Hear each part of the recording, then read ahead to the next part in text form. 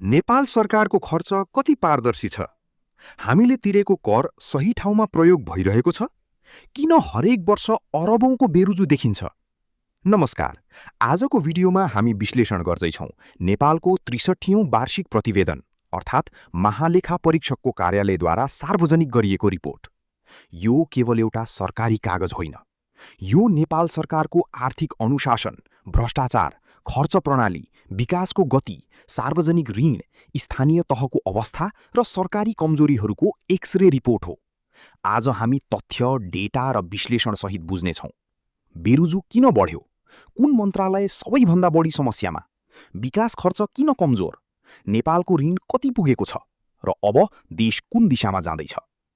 नेपालको संविधानको धारा 241 अनुसार महालेखा परीक्षकको कार्यालयले हरेक वर्ष सरकारका कार्यालयहरूको लेखा परीक्षण गर्छ। यस वर्ष 5526 सरकारी निकायको लेखा परीक्षण गरिएको छ। जम्मा परीक्षण रकम करिब रु 94 खर्ब 84 अर्ब पुगेको छ। यसमा समावेश छन् सङ्घीय मन्त्रालय, प्रदेश सरकार, स्थानीय तह, समिति तथा संस्थान, सरकारी स्वामित्वका संस्थाहरू। यो नेपालको इतिहासमै विशाल आर्थिक परीक्षणमध्ये एक हो। अब आउँछ सबैभन्दा चर्चित विषय, बेरुजु। यस वर्ष मात्रै रु 88 अर्ब 9 करोड बेरुजु देखिएको छ। अब प्रश्न, बेरुजु भनेको के? सामान्य भाषामा नियम विपरीत खर्च, प्रमाण बिना खर्च, हिसाब नमिलेको रकम वा असुल गर्नुपर्ने पैसा। रिपोर्ट अनुसार 37% रकम असुल गर्नुपर्ने, 57% अनियमित, करिब 6% पेस्की सम्बन्धी समस्या रहेको छ। सबैभन्दा ठूलो समस्या के? जवाब, प्रमाण कागजात पेश नभएको। करिब 36 अर्ब भन्दा बढी रकमको प्रमाण नै छैन। यो अत्यन्त गम्भीर सङ्केत हो। अब हेर्नुहोस्, कुन तहमा कति बेरुजु? सङ्घीय सरकार रु 53 अर्ब 49 करोड बेरुजु, स्थानीय तह रु 19 अर्ब 5 करोड, प्रदेश सरकार रु 5 अर्ब 23 करोड, समिति र अन्य संस्था रु 10 अर्ब भन्दा बढी। विश्लेषण गर्दा सङ्घीय सरकारमा रकम धेरै भएकाले बेरुजु पनि बढी देखिएको हो, तर प्रतिशतका हिसाबले स्थानीय तह पनि कमजोर देखिन्छ। रिपोर्ट अनुसार केही स्थानीय तहमा 15% भन्दा बढी बेरुजु भेटिएको छ। यसले स्थानीय शासनमा आर्थिक अनुशासन कमजोर भएको देखाउँछ। अब विकासतर्फ जाउँ। नेपालमा वर्षेनी ठूलो बजेट आउँछ, तर खर्चको अवस्था हेर्नुहोस्। पुँजीगत खर्च लक्ष्य अनुसार केवल 63.57% मात्र खर्च भयो। यसको अर्थ सडक अधुरा, पुल ढिला, आयोजना अलपत्र, विकास सुस्त। तर चालु खर्च भने धेरै छ। यसले देखाउँछ नेपालमा विकासभन्दा प्रशासनमा बढी खर्च भइरहेको छ। अर्को चकित पार्ने तथ्य, आर्थिक मामिला क्षेत्रमा 146% खर्च भएको छ, अर्थात् बजेट अनुमानभन्दा धेरै खर्च।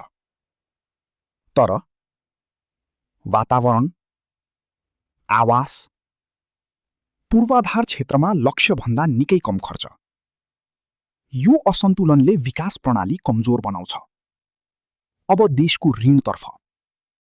रिपोर्ट अनुसार नेपालको सार्वजनिक ऋण रु 26 खर्ब 74 अर्ब पुगेको छ।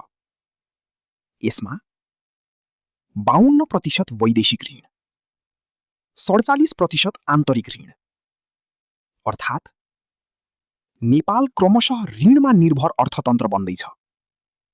अझ चिन्ताजनक कुरा, वैदेशिक सहायता लक्ष्य अनुसार आएन। विदेशी अनुदान 52% मात्र प्राप्त भयो। विदेशी ऋण पनि लक्ष्यभन्दा कम आयो। यसले देखाउँछ अन्तर्राष्ट्रिय साझेदारहरू पनि नेपालप्रति सतर्क बन्दै गएका छन्।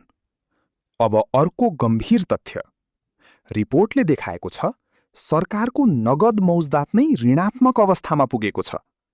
सरल भाषामा सरकारको खातामा वास्तविक बचतभन्दा दायित्व बढी देखिएको छ। नेपाल राष्ट्र ब्याङ्क र सरकारी विवरणबीच रु 41 अरबभन्दा बढी फरक देखिएको छ। यो वित्तीय व्यवस्थापनमा गम्भीर कमजोरीको सङ्केत हो। अब आर्थिक वृद्धि किन सुस्त? सरकारले 7.5% आर्थिक वृद्धि लक्ष्य राखेको थियो, तर वास्तविक वृद्धि केवल 4.61% भयो। किन? रिपोर्टले देखाएको कारण कमजोर पुँजीगत खर्च, बढ्दो आयात, व्यापार घाटा, कमजोर राजस्व सङ्कलन। नेपालको व्यापार घाटा रु 15 खर्बभन्दा माथि पुगेको छ। अर्थात् हामी उत्पादन कम र आयात धेरै गरिरहेका छौँ। अब सकारात्मक कुरा पनि हेरौँ। यस वर्ष रु 14 अर्बभन्दा बढी रकम असुल गरिएको छ। केही सुधारहरू: डिजिटल लेखापरीक्षण प्रणाली, जोखिममा आधारित अडिट, दूर लेखापरीक्षण, नागरिक सहभागिता। रिपोर्टले पारदर्शिता र सुशासन सुधारको प्रयास देखाएको छ। अब अन्तिम निष्कर्ष। यो रिपोर्टले स्पष्ट देखाउँछ नेपालको मुख्य समस्या केवल पैसाको कमी होइन।